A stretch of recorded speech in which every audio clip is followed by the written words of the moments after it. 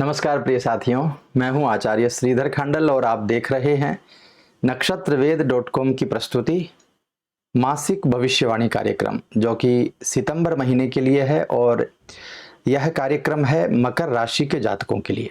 यदि आप मकर राशि के जातक हैं, यानी जिस नाम से आपको बुलाया जाता है वह नाम आपका यदि मकर राशि का है, तो आप इस कार्यक्रम को आराम से देख सकते हैं। और मैं निवेदन करूंगा कि इस कार्यक्रम को पूरा देखिएगा। थोड़ा सा कार्यक्रम देख करके यदि आप इस कार्यक्रम को छोड़ देंगे तो आपको सब बातें समझ में नहीं आएंगी। दूसरी बात आपको यह बता दूं कि यह जो कार्यक्रम है यह प्योरली गोचर पर आधारित है, यानी गोचर में ग्रहों की परिस्थिति को देख करके बनाया जाता है। यह आपकी जन्म पत्रिका का प्रिडिक्शन नहीं है, इसलिए कृपा करके आपकी जन्म पत्रिका का विश्लेषण इसको मत समझिएगा।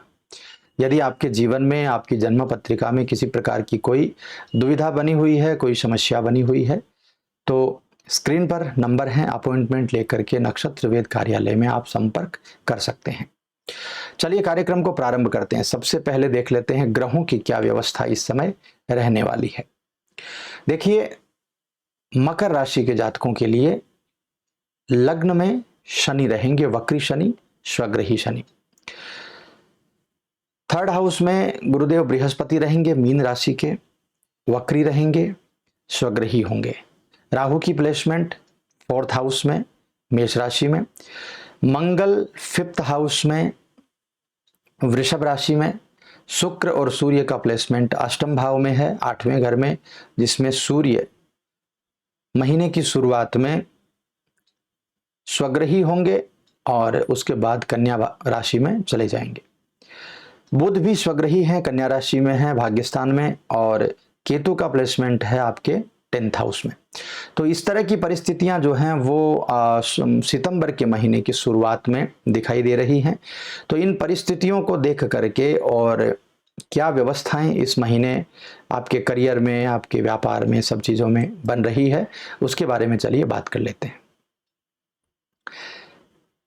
मकर राशि के जातकों के लिए सितंबर का महीना जो है वो बहुत ज्यादा महत्वपूर्ण है, बहुत ही ज्यादा महत्वपूर्ण है। और वो इसलिए है क्योंकि महीने के पूर्वार्ध की जब बात करें तो शुक्र और सूर्य का गोचर आपकी राशि से अष्टम भाव में हो रहा है। तो शुक्र और सूर्य का गोचर जब अष्टम भाव में होगा तो करियर वाइज जब हम बात करें तो समस्या उत्पन्न हो सकती हैं, कुछ कुछ प्रॉब्लम्स क्रिएट हो सकती हैं इस महीने में। और जब उत्तरार्ध की बात करें, यानी महीने के 15 दिन बाद की बात करें, तो सूर्य और बुध की युति होगी, जो कि भाग्यस्थान में होगी। तो भाग्यस्थान में सूर्य और बुध की युति जो है वो आपके कार्य क्षेत्र में, आपकी नौकरी में, आपके व्यापार में जबरदस्त भाग्य को बढ़ाएंगे और आपको वो सब कुछ हासिल होगा जो आपने सोचा है। उस समय में, यानी महीने के पहले 15 दिन जो हैं वो आपके लिए थोड़े से कमजोर हैं। चाहे आप नौकरी करते हों, व्यापार करते हों, कुछ भी करते हों, सभी परिस्थितियों में आपके लिए पहले के 15 दिन थोड़े से कमजोर हैं। और आगे के जो 15 दिन हैं उसमें इतना जबरदस्त भाग्य काम करेगा। यदि नौकरी करते हैं तो आपके पद में वृद्धि हो जाएगी, आपकी पदोन्नति हो जाएगी, आपका इंक्रीमेंट होकर के आपकी आमदनी में इजाफा हो जाएगा। और फिर 10th भाव के केतु और 4th भाव के राहु का जो प्लेसमेंट है उसकी वजह से भी महीने की शुरुआत में जब सूर्य और शुक्र का साथ भी नहीं मिलेगा तो ऐसी परिस्थिति में 4th का राहु सुख में कमी करेगा और 10th का राहु जो है, 10th का केतु आपके कर्म में भी कमी करेगा। यानी व्यापारियों को भी उतनी अच्छी सफलता मिलने के चांसेस इस समय नहीं रहेंगे, कुछ समस्याएं बढ़ती हुई रहेंगी। किंतु जब सूर्य का प्लेसमेंट आपके 9th हाउस में होगा कि बुध के साथ में, तो बहुत ही अच्छे व्यवस्थाएं बन जाएंगी, आपकी निर्णय क्षमता अच्छी हो जाएगी, आप किसी भी चीज़ में जल्दबाजी नहीं करेंगे, बहुत सोच समझ करके काम करेंगे और कुल मिलाकर के बहुत ही अच्छी व्यवस्थाएं जो व्यापार और नौकरी में बोला जाए वो बन सकती हैं। किंतु महीने के शुरुआत के जो 15 दिन हैं, वो 15 दिन बहुत सोच समझ करके निकालने वाले हैं। चाहे आप नौकरी करते हो, तो नौकरी जब आप करेंगे तो किसी के साथ खटपट होने की व्यवस्था हो सकती है, किसी के साथ लड़ाई झगड़ा हो सकता है, आपके कलीग के साथ हो सकता है, आपके बॉस के साथ हो सकता है। सुख में कमी रहेगी, यानी आपके अंदर से एक छटपटाहट रहेगी, झुंझलाहट रहेगी मन के अंदर। उसकी वजह से भी आपका मन खराब रहेगा, और जब हमारा मन खराब होता है तो हम लड़ाई झगड़ा कर बैठते हैं किसी से। तो इस बात का ख्याल करिएगा। और व्यापारियों के लिए यदि कहूँ तो किसी भी क्लाइंट से, किसी भी आपके जो कंटिन्यू आपसे जो व्यक्ति लेन देन कर रहा है, जो माल ले रहा है, ऐसे व्यक्ति से आप किसी भी प्रकार का दुर्व्यवहार मत कीजिएगा। अब आगे बढ़ते हैं और मैं बताता हूं आपको पंचम भाव के क्या हाल हैं, यानी विद्यार्थियों के लिए क्या व्यवस्थाएं इस समय बन रही हैं। देखिए, पंचम भाव में मंगल की जो परिस्थिति है, वो परिस्थिति थोड़ी सी खराब दिख रही है, क्योंकि पंचम भाव में मंगल की व्यवस्था बहुत अच्छी नहीं होती है। और दूसरी बात, उस भाव का जो स्वामी है शुक्र, वृषभ राशि है वहां पे पंचम भाव में, तो शुक्र उसके स्वामी हुए, और शुक्र महाराज जो हैं वो अष्टम भाव में जाकर के सूर्य के साथ में युति कर रहे हैं। तो यहां पर मंगल की जो व्यवस्था है वो आपको, विद्यार्थियों को ज्यादा कठोर बना सकती है। आपका मन, आपका मस्तिष्क, आपका दिमाग ज्यादा कठोर हो सकता है। आप आर्ग्यूमेंट्स कर सकते हैं, बहुत ज्यादा तर्क वितर्क, वाद विवाद कर सकते हैं। जो आपको पढ़ाई के लिए बोलेगा उसके सामने आप हो जाएंगे। तो इस तरह की चीजें आपके अनुकूल नहीं हैं। हनुमान जी की उपासना करिएगा, हनुमान जी की उपासना करके आप पढ़ाई में बैठिए तो आपको सफलता मिलेगी। दूसरी बात, पंचम भाव का स्वामी अष्टम भाव में सूर्य के साथ में जाने का, शुक्र का जो गोचर है, उसका एक जबरदस्त प्लस पॉइंट मुझे दिखाई देता है, क्योंकि अष्टम भाव विदेश से संबंध बनाता है। तो अष्टम भाव में कोई भी ग्रह का जब प्लेसमेंट होता है, खास करके जब विद्यार्थियों के घर से, शिक्षा के घर से उठ करके कोई ग्रह जब दशम भाव अष्टम भाव में जाता है, तो वो विदेश से संबंध बना देता है। सरकारी नौकरी सूर्य के साथ में है, इसलिए संबंध बन जाता है। तो ऐसे में जो विद्यार्थी पढ़ाई कर रहे हैं उनके लिए थोड़ा कमजोर रहेगा, किंतु जो विद्यार्थी परीक्षा की तैयारी कर रहे हैं, कोई प्रतियोगिता परीक्षा देने वाले हैं, सरकारी नौकरी की तैयारी कर रहे हैं, या विदेश जाकर के पढ़ना चाहते हैं, विदेश में प्लेसमेंट चाहते हैं, अपनी नौकरी चाहते हैं, या वो विद्यार्थी जो ऑलरेडी अपने पिताजी के बिजनेस में लग चुके हैं और वो अपने काम को विदेश तक, आपके पिताजी का जो काम है उसको आप विदेश तक ले जाना चाहते हैं, उसको एक्सपोर्ट करना चाहते हैं, या कोई चीज़ आप इंपोर्ट करना चाहते हैं, तो ऐसे मामले में ये समय आपको बहुत ज़्यादा सपोर्ट करेगा, बहुत अच्छी व्यवस्थाएं आपके लिए बनाएगा। इसके अलावा जो जातक खेल कूद में हैं, जो फिल्म लाइन में है, फिल्म इंडस्ट्री में हैं, जो मनोरंजन से जुड़े हुए हैं, जो लोग म्यूजिक से जुड़े हुए हैं, उन लोगों के लिए भी जबरदस्त अच्छी व्यवस्था बन सकती है। यानी आपको अचानक फेम मिल सकता है, आपको कोई कार्यक्रम करने के लिए अचानक विदेश बुला सकता है, आपका विदेश के साथ में कनेक्शन बन सकता है। बहुत सारी अच्छी व्यवस्थाएं उन लोगों के लिए भी बन रही हैं। अब आगे बढ़ते हैं, बात करते हैं आपके पारिवारिक स्थिति के क्या हाल हैं। महीने की शुरुआत में आपके राशि स्वामी शनि जो हैं वो आपकी ही राशि में उपस्थित हैं, आपके लग्न में उपस्थित हैं, सेकंड हाउस के भी वही स्वामी हैं। तो ऐसे में घर परिवार का जो योग है वो बड़ा अच्छा है। परिवार में वातावरण अच्छा रहेगा, सुख शांति रहेगी, समृद्धि रहेगी।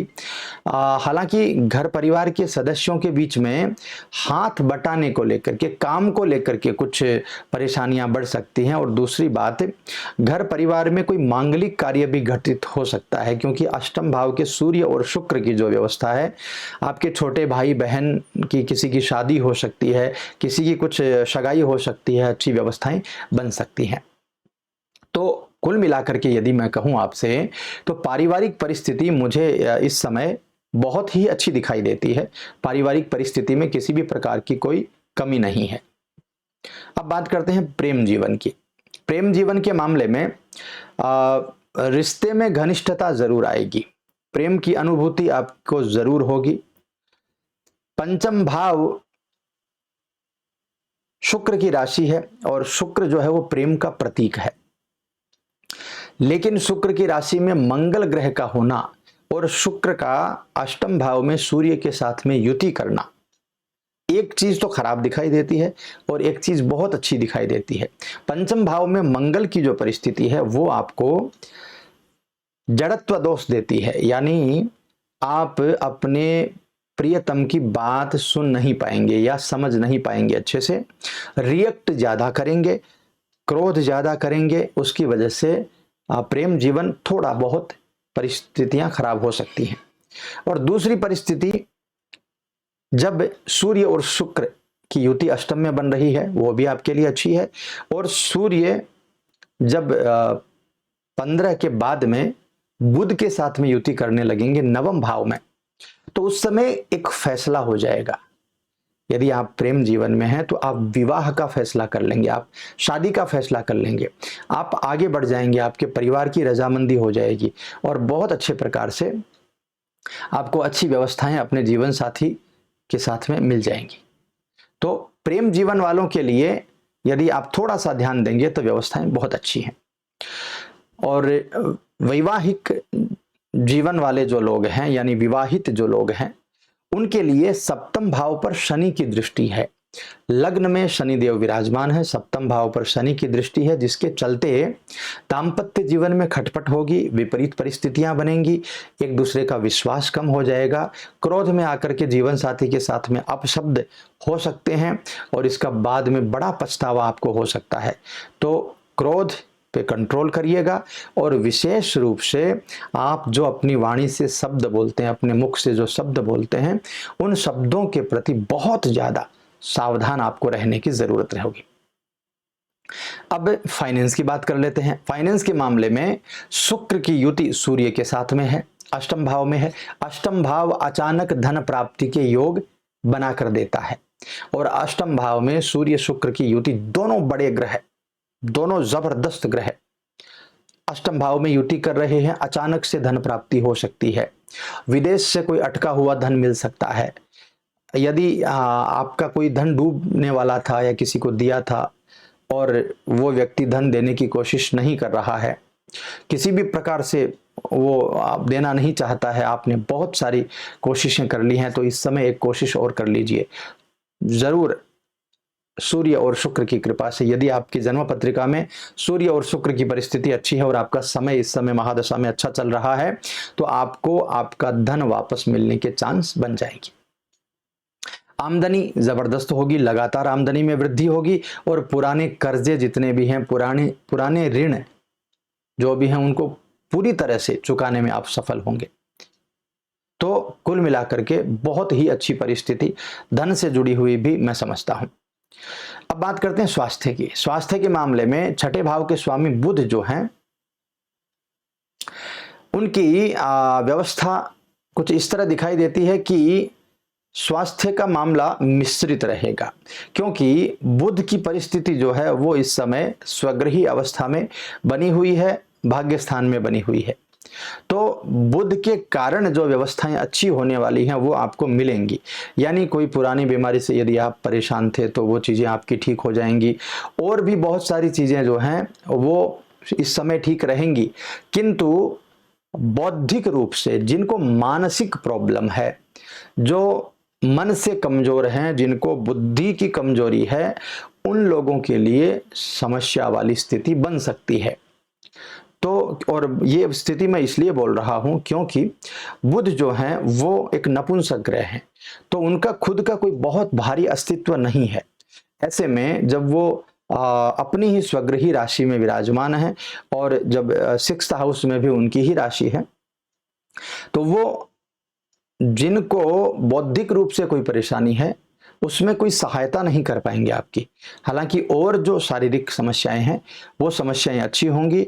और एक खास बात भी है इस समय आप बिना सोचे समझे जो लोग खर्चा करते हैं ना, उनको भी बौद्धिक प्रॉब्लम होती है। यानी बुद्धि जिनकी बहुत अच्छे प्रकार से काम नहीं करती, वही लोग बिना सोचे समझे खर्चा करते हैं, बिना बजट बनाए वो लोग खर्चा करते हैं और बाद में पछताते हैं। तो ऐसी परिस्थिति भी अभी आपको देखने को मिल सकती है, तो उसका भी थोड़ा सा ध्यान रखिएगा। अब अंत में आपको बता देता हूं उपाय क्या कर सकते हैं। नियमित रूप से भगवान शिव की पूजा करना इस समय हर प्रकार से आपको फायदेमंद रहेगी। और शनिदेव को शांत करने के लिए, क्योंकि शनिदेव लग्न में है, तो थोड़ा भ्रम की स्थिति पैदा करेंगे। आपका डिसीजन मेकिंग पावर थोड़ा सा कम हो जाएगा, आप गुस्सा ज़्यादा करेंगे, आपके अंदर झुंझलाहट ज़्यादा होगी, परेशानी ज़्यादा देखने को मिलेगी, आप थोड़ा अंदर से परेशान दिखाई देंगे। उसकी वजह से परिवार वाले, घर वाले, जीवन साथी, प्रेमी, सबके साथ में आपकी अनबन सी दिखाई देगी। तो ऐसी व्यवस्था में आप भगवान हनुमान जी महाराज की पूजा कीजिए। हनुमान जी को गुड़ और चने का भोग लगाइए, हनुमान जी को केले का भोग लगाइए और हनुमान जी महाराज से प्रार्थना करिए कि आपका दाम्पत्य जीवन अच्छा रहे और आपकी कुंडली में जितनी अव्यवस्थाएं हैं, जितनी गलत परिस्थितियां हैं, वो सब ठीक हो जाए। हनुमान जी महाराज को खुश करने के लिए आप हनुमान चालीसा का पाठ कर सकते हैं, बजरंग बाण, हनुमान अष्टक सभी पाठ कर सकते हैं। और यदि आप अच्छी तरह पढ़ लेते हैं तो पंचमुखी हनुमत कवच बहुत अच्छा रहेगा, उससे ऑल ओवर सब चीजें ठीक होती हैं। इसके बाद में शनि देव को शांत करने के लिए, क्योंकि आपकी राशि जो है वो शनि की राशि है, मकर राशि, तो ऐसे में घोड़े के पैर में जो नाल लगाई जाती है, उस नाल का अंगूठी बना करके, छल्ला बना करके आप पहन सकते हैं। वो भी आपको बहुत फायदेमंद रहता है। और घोड़े की नाल की अंगूठी शनि देव के लिए बहुत अनुकूल काम भी करती है। तो ऐसे में शनि देव से रिलेटेड बहुत अनुकूल परिस्थितियां आपको मिल जाएंगी और शनि देव की कृपा यदि होगी तो महत्वपूर्ण चीज़ों के ऊपर उनका आधिपत्य है अभी। तो लग्न के ऊपर जिस ग्रह का आधिपत्य होता है वो ग्रह बहुत बलवान होता है और लग्नाधिपति यदि लग्न में विराजमान हो तो और भी अच्छी व्यवस्थाएं बनती हैं। तो शनि देव को प्रसन्न करने के लिए हनुमान जी की उपासना करिए और घोड़े की नाल की अंगूठी पहनिए, आपको बहुत जबरदस्त और अच्छे परिणाम शनि देव से संबंधित मिल जाएंगे। तो दर्शकों, यह थी व्यवस्था मकर राशि के जातकों के लिए। कैसा लगा आपको यह कार्यक्रम जरूर बताइएगा और यदि अच्छा लगा हो तो लाइक, शेयर, सब्सक्राइब जरूर कीजिएगा। मैं मिलता हूं आपसे अगले कार्यक्रम में। अरे हाँ, भोलेनाथ का भजन रिकॉर्ड हुआ था और उस भजन का वो जो भजन है वो नक्षत्र वेद एस्ट्रोलॉजी चैनल में आपको फर्स्ट पेज में ही मिल जाएगा, ऊपर ही। तो उस भजन को जरूर से आप देखिएगा और उस भजन को यदि वो अच्छा लगे तो ज़्यादा से ज़्यादा शेयर कीजिएगा। ऑलरेडी 1,80,000 समथिंग लोगों ने उसको देखा है। तो चलिए कार्यक्रम को का पटाक्षेप यहीं करते हैं और मैं मिलता हूं आपसे अगले कार्यक्रम में। तब तक के लिए खुश रहिए, आनंदित रहिए, यूं ही मुस्कुराते रहिए। ओम नमः शिवाय।